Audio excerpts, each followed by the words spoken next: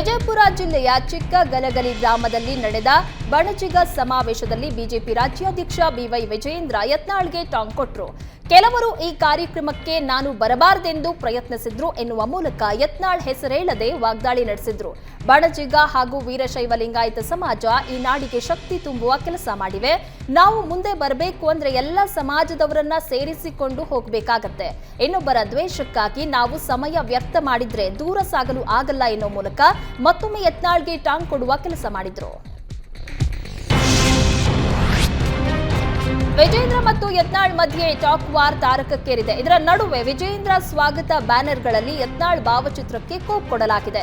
ಸದ್ಯಕ್ಕೆ ಇದ್ದ ಅಸಮಾಧಾನ ಮತ್ತೊಂದು ಹಂತಕ್ಕೆ ತಲುಪಿದೆ.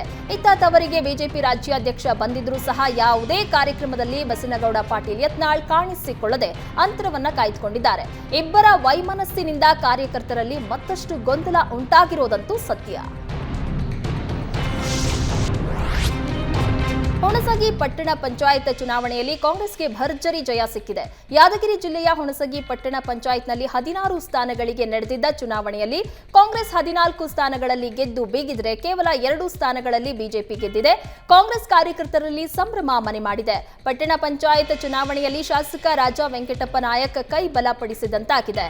ಇತ್ತ ಬಿಜೆಪಿ ರಾಜ್ಯ ಉಪಾಧ್ಯಕ್ಷ ರಾಜುಗೌಡಗೆ ಭಾರೀ ಮುಖಭಂಗವಾಗಿದೆ.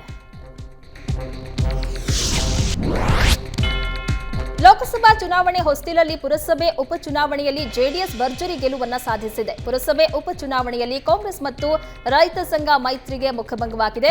ಮಂಡ್ಯದ ಪಾಂಡವಪುರ ಪುರಸಭೆ 2 ಮತ್ತು 9ನೇ ವಾರ್ಡ್ ಉಪಚುನಾವಣೆಯಲ್ಲಿ ಜೆಡಿಎಸ್ ಅಭ್ಯರ್ಥಿಗಳಾಗಿ ಸ್ಪರ್ಧಿಸಿದ್ದ ಯಶವಂತ್ ಜ್ಯೋತಿ ಗೆದ್ದು ಬೀಗಿದ್ದಾರೆ. ಮಾಜಿ ಸಚಿವ ಸಿಎಸ್ ಪುಟ್ಟರಾಜು ನೇತೃತ್ವದಲ್ಲಿ ಜೆಡಿಎಸ್ ಚುನಾವಣೆಯನ್ನ ಎದುರಿಸಿತ್ತು.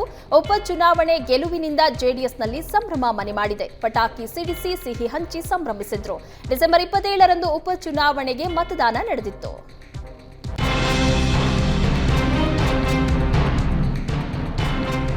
ಬಿಜೆಪಿಯಿಂದ ಬಂಡಾಯವೆದ್ದಿದ್ದ ಪುತ್ತಿಲ ಪರಿವಾರದ ಅಭ್ಯರ್ಥಿಗಳ ಸೋಲಾಗಿದೆ. ಪುತ್ತೂರು ನಗರಸಭೆಗೆ ನಡೆದಿದ್ದ ಉಪಚುನಾವಣೆಯಲ್ಲಿ 1 ವಾರ್ಡ್ ಬಿಜೆಪಿ, ಮತ್ತೊಂದು ವಾರ್ಡ್ ಕಾಂಗ್ರೆಸ್ಗೆ ಗೆಲುವಾಗಿದೆ.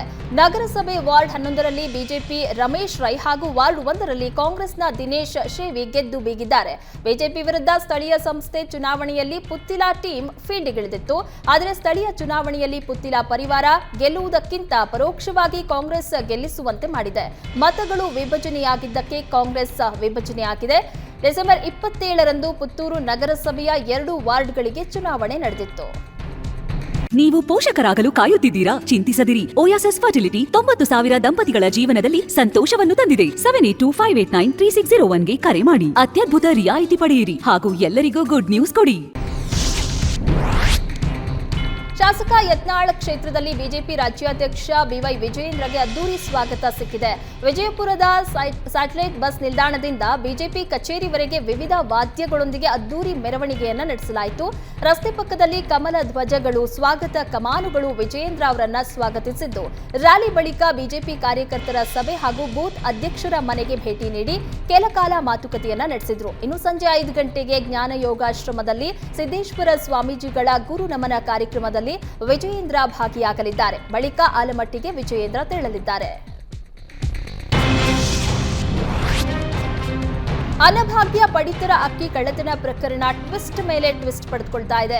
ಯಾದಗಿರಿ ಜಿಲ್ಲೆಯ ಗುರುಮಿಠಕಲ್ನಲ್ಲಿರುವಂತಹ ಲಕ್ಷ್ಮೀ ವೆಂಕಟೇಶ್ವರ ರೈಸ್ ಮಿಲ್ನಲ್ಲಿ ನಾಪತ್ತೆಯಾಗಿದ್ದ ಅಕ್ಕಿ ಬಿಜೆಪಿ ಮುಖಂಡ ಮಣಿಕಂಠ ರಾಠೋಡ್ ಸಹೋದರನ ರೈಸ್ ಮಿಲ್ನಲ್ಲಿ ಪತ್ತೆಯಾಗಿವೆ.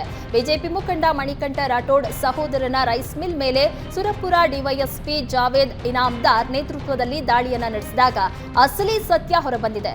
ರಾಜು ರಾಠೋಡ್ ರೈಸ್ ಮಿಲ್ನಲ್ಲಿ ಬರೋಬ್ಬರಿ 700 ಕ್ವಿಂಟಾಲ್ ಅಕ್ಕಿಯನ್ನ ವಶಕ್ಕೆ ಪಡೆಯಲಾಗಿದೆ. ದಾಳಿ ವೇಳೆ ಪಾಲಿಶ್ ಮಾಡಿದ್ದ 630 ಕ್ವಿಂಟಾಲ್ ಜೊತೆಗೆ ಪಾಲಿಶ್ ಮಾಡಲು ರೆಡಿ ಮಾಡಿಕೊಂಡಿದ್ದ 70 ಕ್ವಿಂಟಾಲ್ ಅಕ್ಕಿಯನ್ನ ವಶಕ್ಕೆ ಪಡೆಯಲಾಗಿದೆ. ಸದ್ಯ ಈ ಪ್ರಕರಣದಲ್ಲಿ ಬಂಧನವಾಗಿರುವ ಆರೋಪಿಗಳು ರಾಜು ರಾಠೋಡ್ಗೆ ಅಕ್ಕಿ ಮಾರಾಟ ಮಾಡಿರೋದಾಗಿ ಹೇಳಿದ್ದಾರೆ. ಸದ್ಯ ರಾಜು ರಾಠೋಡ್ ಬಂಧನಕ್ಕೆ ಪೊಲೀಸರು ಬಲೆ ಬೀಸಿದ್ದಾರೆ. ಗದಗ ಜಿಲ್ಲಾ ಉಸ್ತುವಾರಿ ಸಚಿವ ಎಚ್.ಕೆ. ಪಾಟೀಲ್ ಅಧ್ಯಕ್ಷತೆಯಲ್ಲಿ ಜಿಲ್ಲಾ ಪಂಚಾಯತ್ ಸಭಾಂಗಣದಲ್ಲಿ ತ್ರೈಮಾಸಿಕ ಕೆಡಿಪಿ ಪ್ರಗತಿ ಪರಿಶೀಲನಾ ಸಭೆ ನಡೆಯಿತು. ಮೀಟಿಂಗ್ನಲ್ಲಿ ಕುಡಿಯುವ ನೀರಿನ ವಿಷಯವಾಗಿ ಚರ್ಚೆ ನಡೆಸಲಾಯಿತು. ಕೃಷಿ, ಲೋಕೋಪಯೋಗಿ ಇಲಾಖೆ ಸೇರಿದಂತೆ 49 ಇಲಾಖೆಗಳ ಪ್ರಗತಿ ಪರಿಶೀಲನೆ ನಡೆಸಲಾಯಿತು.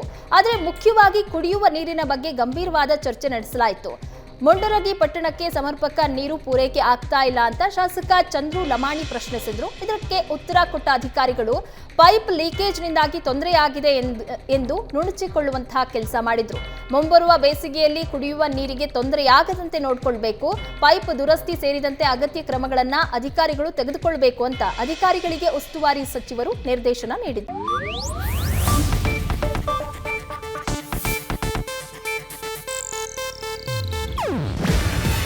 ಇದು ಏಷ್ಯಾನೆಟ್ ನ್ಯೂಸ್ ನೆಟ್ವರ್ಕ್ ಪ್ರಸ್ತುತಿ. ನೀವು ನೋಡ್ತಿದ್ದೀರಾ ಏಷ್ಯಾನೆಟ್ ಸುವರ್ಣ ನ್ಯೂಸ್.